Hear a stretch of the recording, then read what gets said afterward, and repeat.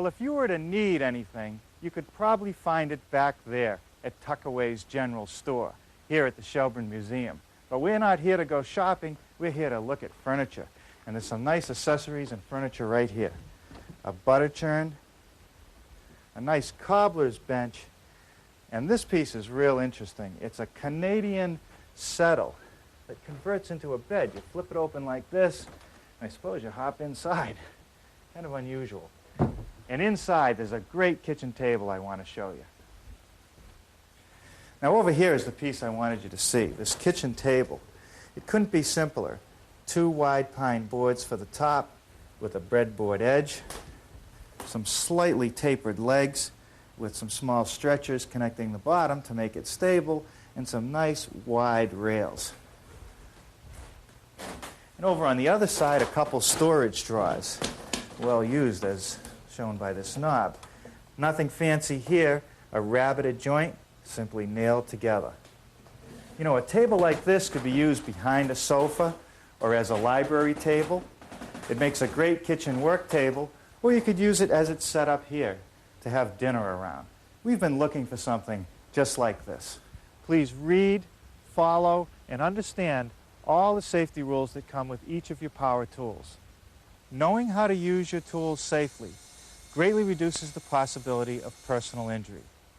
And remember this, there is no more important safety rule than to wear these safety glasses. Now I'll show you how I built today's project.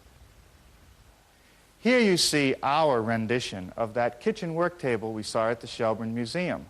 But there are a couple significant changes. One is the top. I chose cherry, a hardwood, instead of the pine. After all, this is a kitchen work table, and it's going to take a lot of use and abuse. And I think the cherry will hold up to that. And besides that, I think it'll look a lot nicer when it's finished. Another change was down at the bottom, at the base. Remember the one at the museum? It had a stretcher system that went all the way around the perimeter. And that's okay if you're going to stand and work at the table. But what about if you want to use chairs? You want to be able to store them, and you want to be able to sit there comfortably. So I took the stretchers that were along the front edge and removed them and replaced them with one stretcher down the middle. I think it'll be strong enough to hold the table together, and you'll be able to sit at it comfortably. Now, to get started today, let's glue up some boards to make the top.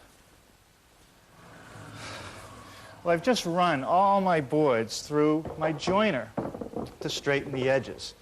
That's because I want a nice, tight-fitting joint between the boards. I don't want to have to try to pull any gaps together with my clamps. I want them to fit tightly without any pressure, just like that. Now, also notice that I've put pencil marks about every 9 inches across the joint of the board. And that's because I'm not only going to use glue, but I'm also going to use these biscuits to help strengthen the joints as I join them together.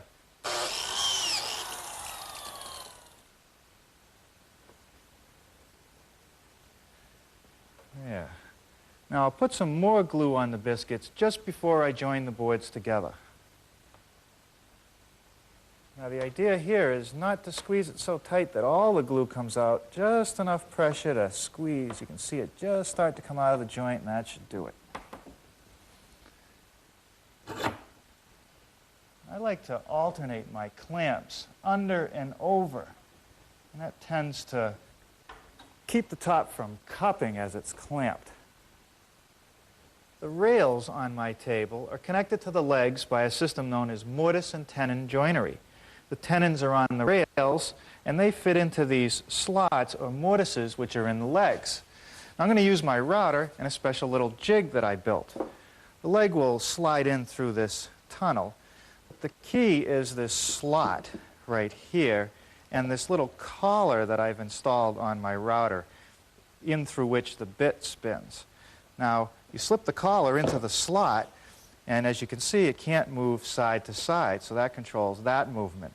Then I've installed a stop here and one here, which controls this movement. And one last thing is the depth. And the router has these little pins you can adjust that control the depth of the cut. Now I slide the leg in through the tunnel. You can see the tunnel is a little bigger than the leg itself. And then I open place with a couple edges pinned from each end.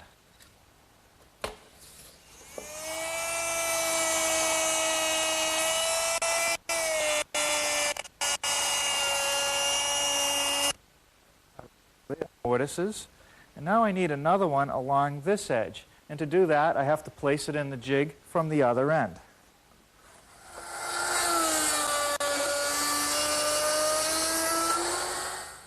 Boy, that does a nice job. And by using the jig, I know that all the mortises are identical.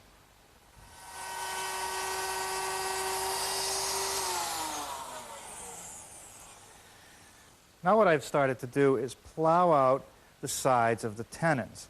Now here we have two boards, the long rails for the table. And they've been clamped to the workbench so they won't move around. And I've attached this clamp straight edge combination as a guide. And it's used for my router. I ride the router against the straight edge to cut the tenon in the right place. Now the bit is the same one I used earlier, the 1/2-inch spiral bit, except this time notice I don't need a collar.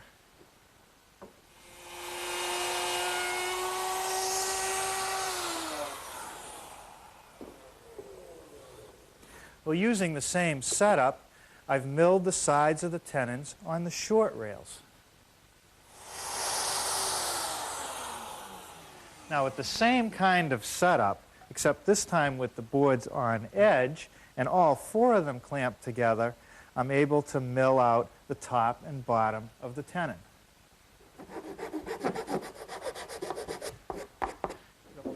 Now the table at the Shelburne Museum had a couple storage drawers in it, and I think that's a good idea. And what they did is they actually cut the openings for the drawers out of the full-size rail. Not an easy job, especially since they probably did it with hand tools. What I'm going to do is I'm going to use my portable handheld jigsaw.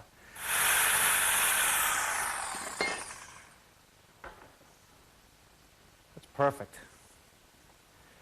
Now, for purely aesthetic reasons, these legs are just slightly tapered. The taper starts just below the rail and tapers down to the bottom of the leg, about 5/8 of an inch overall, along this face and this face over here. Now to make the taper, I'm going to use my homemade tapering jig. And that's simply a couple pieces of oak that have a hinge at one end. And up at the other end here, there's an adjustment feature which gives me a whole bunch of different tapers. There's a little stop block against which the stock rests. And what you have to remember is that you always taper the side with the mortise, and you can't make a mistake. Watch.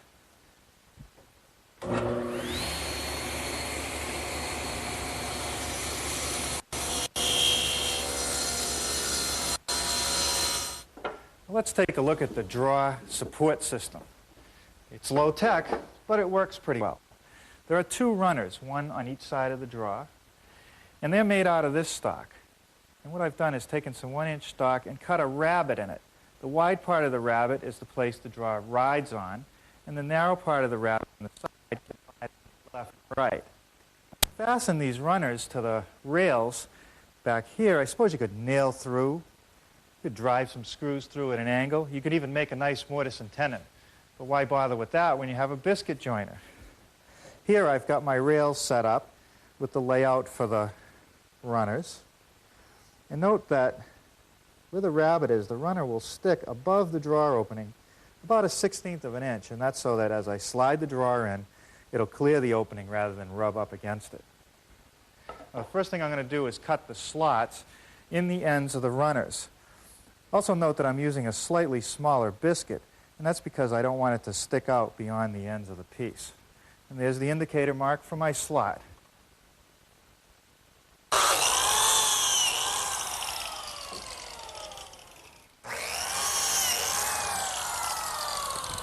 Well, now we're ready for some sub-assembly.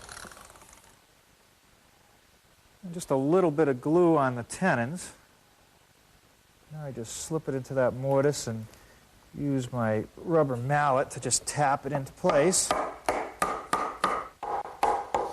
Okay, now I'm ready for a clamp. Okay, the idea here is not to put on too much pressure, just clamp it down enough to bring the joint tightly together.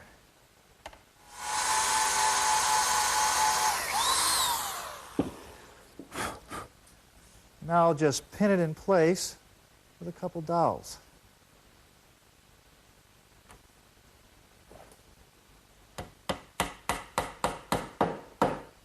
Well, now for the short rails.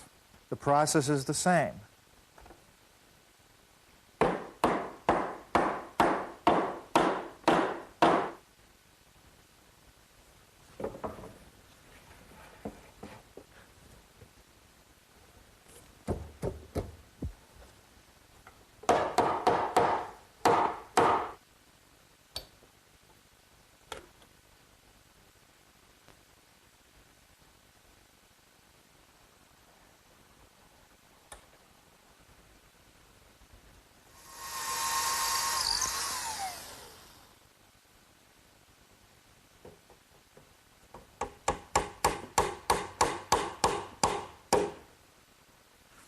Now, before I install the other short rail over here, I want to prepare the runners, a little bit of glue on each end and a biscuit.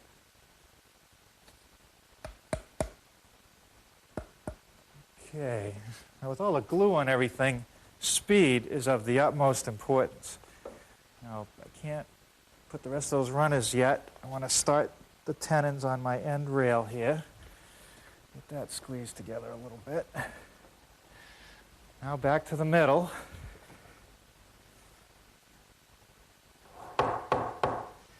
Okay, now see if I can get this last one in. Okay. Now for a few dozen clamps.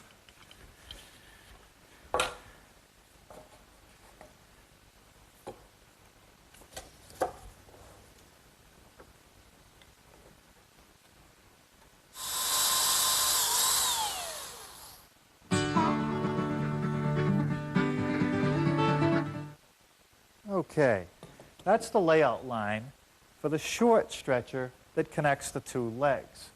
Now also notice that I've got a clamp up here, and that's because I want to make sure that the legs are parallel at their outside edges. So down here at the top of the table I've got 29 and 7/16, and up here I've used the clamp to pull the legs together so it's the same. Now remember, the legs are tapered along the inside edge. So in order to get an accurate scribe mark, I'm just going to hold my piece up and draw a pencil line. Well, this is a cinch over here on the miter box saw. Now the angle, when I did the prototype, it was about 1 1/4 degrees, believe it or not, very slight. I'll set it at that, and I'll make a cut about 1/8 of an inch away from my line to see how it is, and if I have to, I'll readjust.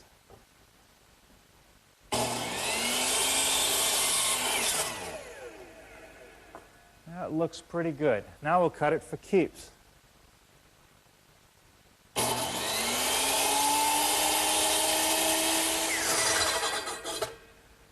I've just cut the long piece of the stretcher system to length, and that was a 90-degree cut. Now I calculated that for our table, this stretcher piece was to be 62 1/4 inches. And that will go up here in the middle of this piece like that. Now I'm going to join this all together with biscuits and glue, but before I do that, I want to do one more detail. If you look at the prototype, the stretcher is chamfered along the top edge, both pieces. And I'll do that using my router set up with a chamfering bit.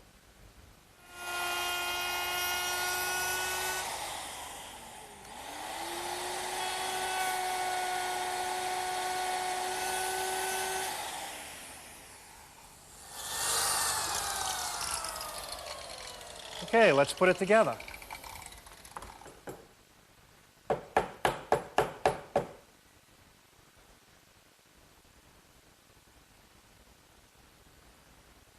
Now before I take it off the bench, there's one more thing I want to do. I thought I'd sand down these dowel pins. They're sticking out just a little bit. And to do that, I'm just going to use my little belt sander.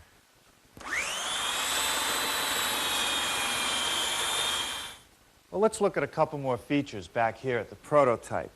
One is these corner blocks, which add more stability to the base and also allow me a place to drill up from below and put some screws through to hold down the top. Also, I've got these pieces that run from rail to rail. It's pretty much centered on each drawer. I can also use those to help hold the top down, but they're really there so that as you slide the drawer out, the back of the drawer will ride against it, preventing it from tipping out as you pull it out from the face of the table. Now the pieces are nothing special, just scrap 1 by 2, and these are 45-degree angles that I cut on the miter box, and no fancy joinery, just a screw and a little bit of glue on each angle, and that'll hold them in place. Now notice that I held them down a little bit, and that's so that when I put the screws in for the top, I'm assured that it'll be tight against the rails.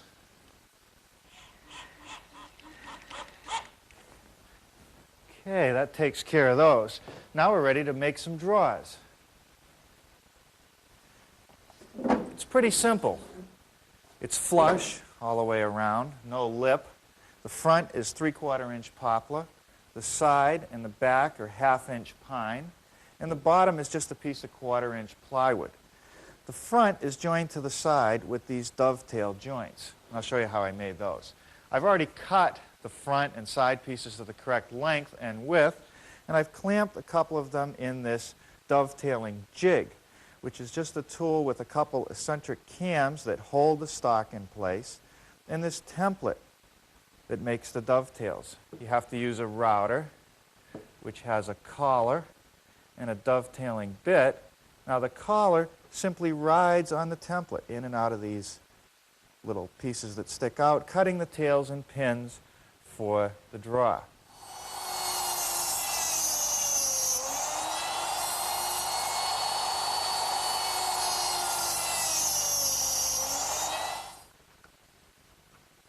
Pretty good.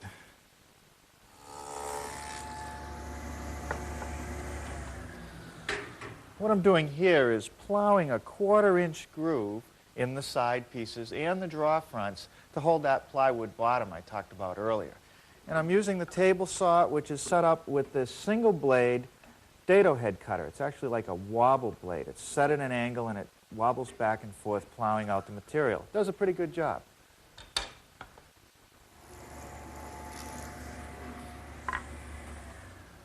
Okay, that takes care of the groove for the plywood bottom. Now I'm going to readjust the width of the dado cutter so that it cuts a 1/2 inch wide dado.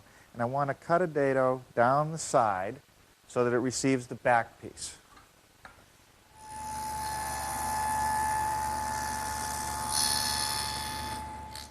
Now we'll just slip the bottom in.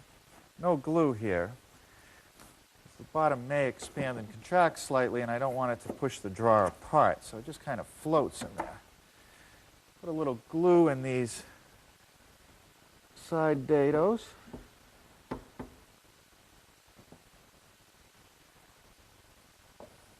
Just slip the back piece in.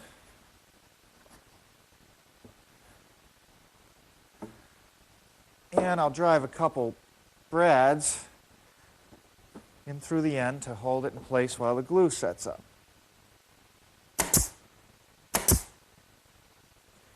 Now I'll just check the drawer for square, set a framing square on the bottom of it, and that looks good.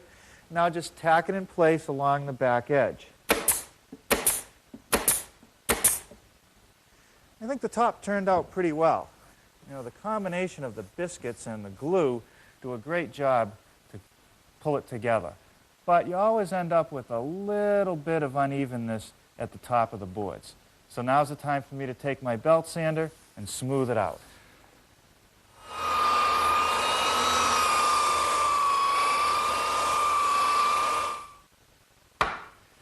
Okay, now the next thing that I want to do is put a nice straight edge along each end of the top.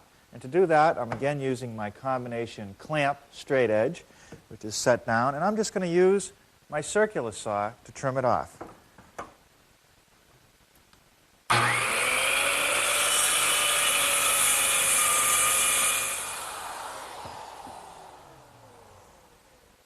Okay, I've just made a tongue on the end of the tabletop. It's about 3/8 of an inch thick. And over that is going to sit the breadboard edge. Here you see it applied at the prototype. Now the tongue doesn't show through the end, so I'm going to take my little dovetailing saw and trim off about 3/4 of an inch.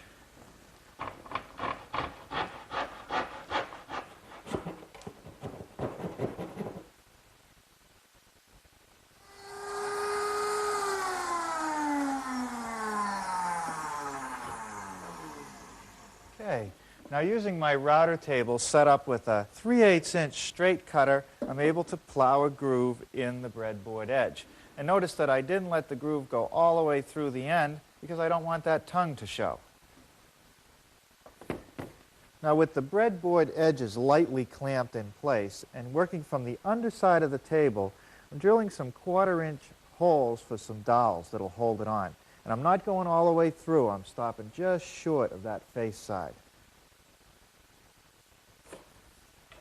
Now with the edge removed, I want to elongate the 2 outboard holes so that the top can move freely as it picks up moisture and so forth. I'll just do that with a rasp.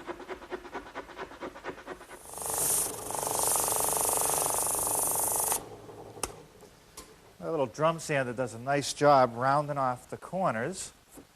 Now I'll just slip it on there, dry, no glue. That's the whole idea, is to let it move freely. Lightly clamp it in place. Well, now I'm just going to put a little glue where the top edge of the dowel will be, just to hold it in place. And I'll drive it in, making sure not to hit it so hard that it might pop through the other side.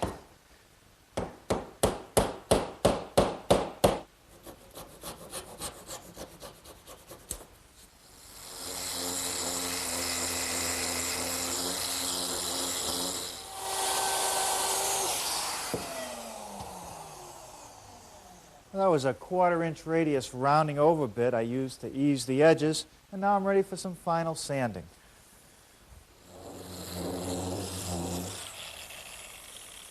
Well, about another hour or so of finished sanding, and I'll be ready to complete this project. I'm in no hurry to permanently attach the top, or even to put the knobs on the drawers, because I'm going to paint the lower section, the poplar parts, and I'm going to put 5 or 6 coats of oil on this top.